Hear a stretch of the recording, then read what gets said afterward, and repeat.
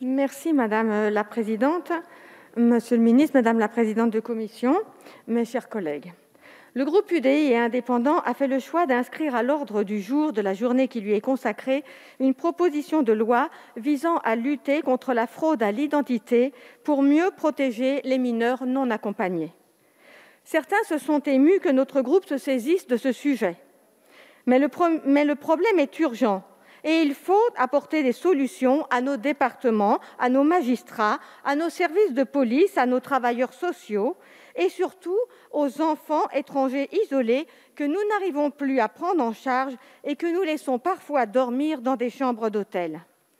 C'est pourquoi je dois dire que je suis déçue, alors que de nombreuses propositions sont sur la table, que la majorité n'ait pas daigné amender ce texte pour profiter de ce véhicule législatif. Vous semblez préférer attendre, par orgueil et aux dépens des personnes qui sont sur le terrain, qu'une hypothétique proposition de loi à votre nom soit déposée. C'est dommage et ce n'était pas la promesse de ce quinquennat. Cette proposition de loi ne stigmatise pas les mineurs non accompagnés. D'ailleurs, seuls 10% d'entre eux commettent des infractions. Les autres sont venus en France pour travailler, pour soutenir leur famille et ils veulent s'insérer. Au civil comme au pénal, ils doivent bénéficier des protections que notre droit leur accorde. Mais voilà, pour bénéficier de ces protections, encore faut-il que ces mineurs soient vraiment mineurs. Or, 60 à 90% d'entre eux sont majeurs. Ces chiffres, ce sont ceux de rapports du Sénat, de l'Assemblée nationale et des départements de France. Cette situation n'est plus tenable, car elle met en péril l'ensemble de notre modèle de protection de l'enfance. Il est donc urgent de pouvoir mieux identifier ces jeunes qui se prétendent MNA, mineurs non accompagnés, et d'évaluer leur minorité plus efficacement. Quelle est la situation aujourd'hui ? Un jeune majeur peut se présenter sous plusieurs identités, avec plusieurs dates de naissance, dans plusieurs départements. Si le conseil départemental ou le service de police chargé de déterminer s'il est majeur ou mineur a un doute, il procède à une évaluation et en dernier recours, il peut demander au juge de procéder à un test osseux. Si le juge estime le doute légitime, il peut proposer le test et si le jeune refuse ce test, il n'a aucune solution. Il est confronté à un dilemme. Le considérer comme un mineur faute de preuves matérielles, au risque de mettre un majeur au contact de jeunes mineurs dans les établissements de l'ASE ou dans les centres pénitentiaires pour mineurs. Ou bien le considérer comme majeur sur sa seule apparence physique et le tribunal correctionnel risque de se déclarer incompétent. Il faut sortir de cette impasse. Et c'est l'objet de ma proposition de loi. Elle répond à une difficulté récurrente, le refus de certains jeunes d'effectuer les examens radiologiques, aussi appelés tests osseux, afin que leur majorité ne soit pas reconnue. Cette stratégie est bien connue des réseaux criminels qui les embrigadent et utilisent cette méthode pour les rassurer.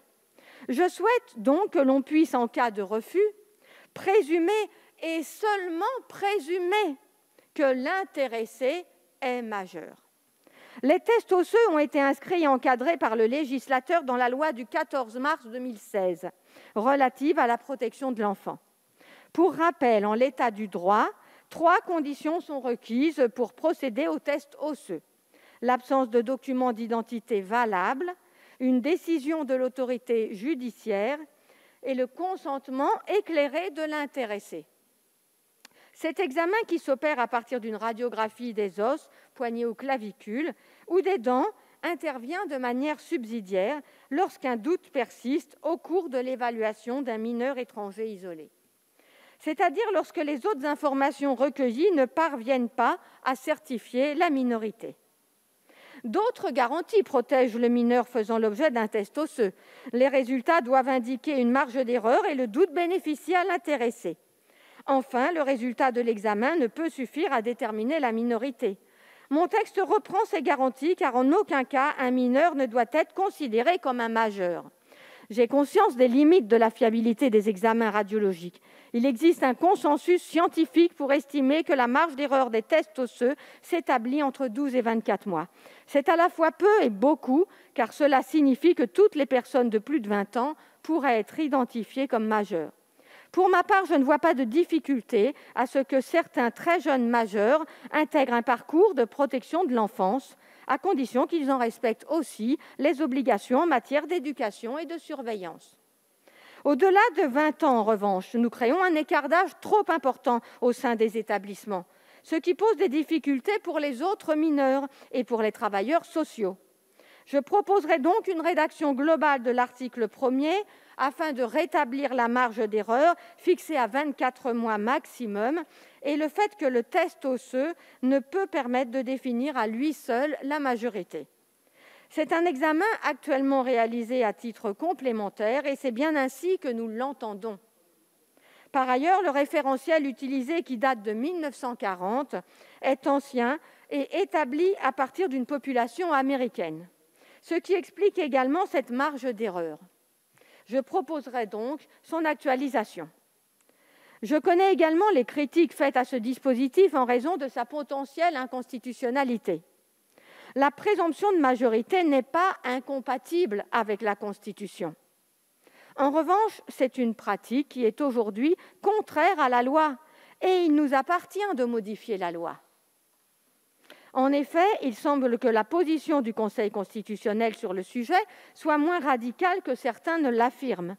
Le Conseil constitutionnel, par une décision QPC de 2019, a admis le principe des tests osseux sous réserve des garanties prévues par le législateur et que je viens vous présenter.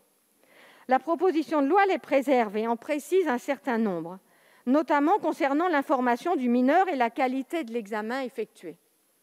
Le Conseil indique également que le refus de procéder à l'examen ne saurait entraîner une présomption de majorité, mais il faut se référer aux commentaires de la décision pour mesurer la portée de cette affirmation. Le Conseil constate que ce n'est pas l'intention du législateur en 2016. Il indique que ce rappel, je cite, « vise à répondre à l'argumentation développée par certains intervenants selon laquelle il existerait des pratiques de sens contraire. » En effet, un magistrat ayant des doutes sur l'âge d'un mineur en raison de son apparence physique et faisant face au refus de ce dernier de procéder au test pourrait être tenté de le déclarer majeur. Certains magistrats, y compris des juges des enfants, le font par manque d'éléments fiables, mais cette pratique est contraire à la loi. En tant que législateurs, nous pouvons donc renverser cette présomption dès lors que les protections persistent, notamment le fait que d'autres éléments peuvent venir compléter la décision et renverser cette présomption qui est en aucun cas irréfragable. J'ai conscience que cette solution ne répondra pas à toutes nos difficultés. J'ai auditionné de nombreuses personnes et j'ai entendu les remarques de mes collègues en commission et les pistes évoquées par Jean-François Eliaou et Antoine Savignat à la suite de leur rapport sur la problématique de sécurité liée à la présence des MNA en France. J'ai pu constater qu'au-delà de la question de l'âge, qui est primordiale, celle de l'identité est également centrale. Il me semble utile d'encourager le recours aux fichiers d'appui à l'évaluation de la minorité, les fichiers dits AEM, qui recensent les informations concernant les MNA, y compris leur évaluation, afin d'éviter qu'un même mineur déclare plusieurs identités dans différents départements ou à l'occasion de diverses interpellations. J'ai donc déposé un amendement visant à rendre obligatoire la transmission des évaluations effectuées par un département vers ce fichier AEM. Je voudrais également souligner qu'il est urgent d'accélérer la coopération internationale sur ce sujet. Monsieur le garde des Sceaux, son initiative avec le Maroc va en ce sens. Il faut désormais que les magistrats fassent usage des accords de coopération dont nous disposons. De nombreux pays d'origine ou de passage, disposent d'informations utiles pour identifier ces mineurs et mieux comprendre leur parcours. Il faut encourager nos magistrats à les interroger. Voici, mes chers collègues, la présentation que je souhaitais faire de cette proposition de loi et des amendements que j'ai déposés pour l'améliorer. La finalité de ce texte est bien de protéger les mineurs non accompagnés, car l'intérêt supérieur de l'enfant nous impose de ne pas les exposer à des majeurs et de faire bon usage des moyens et des protections qui leur sont destinés. J'espère que nous aurons un débat constructif sur ce sujet, sur lequel nous sommes très attendus. Je vous remercie. Merci, Madame